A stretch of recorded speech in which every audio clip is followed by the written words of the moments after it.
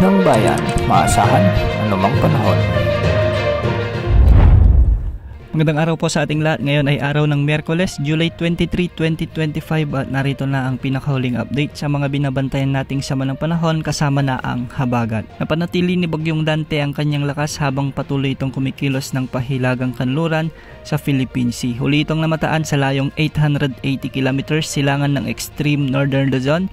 Taglay nito ngayon ang lakas ng hangin na umaabot sa 55 km per hour malapit sa gitna at pagbugsong maabot sa 70 km per hour. Sa ngayon ay kumikilos ito ng hilagang kanluran sa bilis naman na 25 km per hour. Wala naman itong direktang epekto sa anumang bahagi ng ating bansa, ngunit asahan ang paghatak nito at pagpapalakas ng habagat na magpapaulan sa kanlurang bahagi ng ating bansa.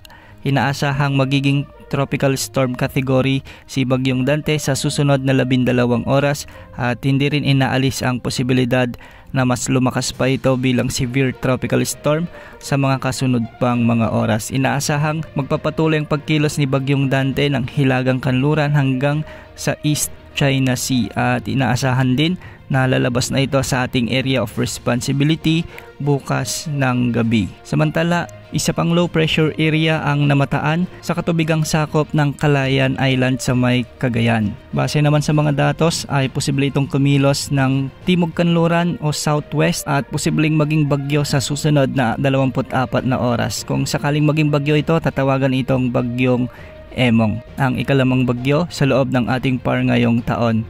Inaasahang lalapit ito ng bahagya sa may Northern Luzon o kalupaan ng Northern Luzon, lalong-lalo na sa Ilocos Region, na magdadala rin ng mga pag-ulan na posibleng magdulot ng mga pagbaha at pagguho ng lupa. Ang isa pang LPA na minomonitor natin ay nasa layong 2,540 kilometers silangan ng Eastern Visayas. Inaasahan na posible ring maging bagyo ito sa mga susunod na araw, ngunit hindi namang nakikitang papasok sa ating area of responsibility.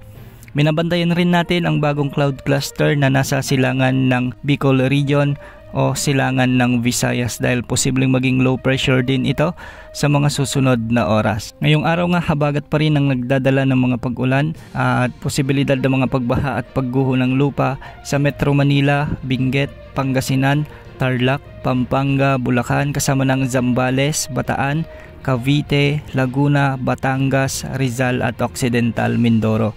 Pinapayuhan natin ang mga lugar na ito dahil posible ang banta ng mga pagbaha at pagguho ng lupa, lalo na kung may mga umiiral na malalakas at matitinding pagbuhos ng ulan. Samantala, pabugso-bugsong pag-ulan dulot pa rin ng habagat ang inaasahan sa nalalabing bahagi ng Mimaropa, La Union, Nueva Ecija, Quezon Province, Camarines Sur, Catanduanes, Albay, Sorsogon, Masbate, Antique, kasama na ang Iloilo, Guimaras at Negros Occidental. Posible rin ang banta ng mga pagbaha at pagguho ng lupa sa mga lugar na ito kung may mga katamtaman at malalakas na pag-ulan. At dulot naman ng LPA na nasa hilaga ng ating bansa ay magiging maulap ang mga kalangitan na may mga kalat-kalat na pag-ulan at pagkidlat pagkulog ang inaasahan sa nalalabing bahagi ng Cordillera Administrative Region sa may Ilocos Norte, Ilocos Sur, Batanes, Cagayan at Isabela.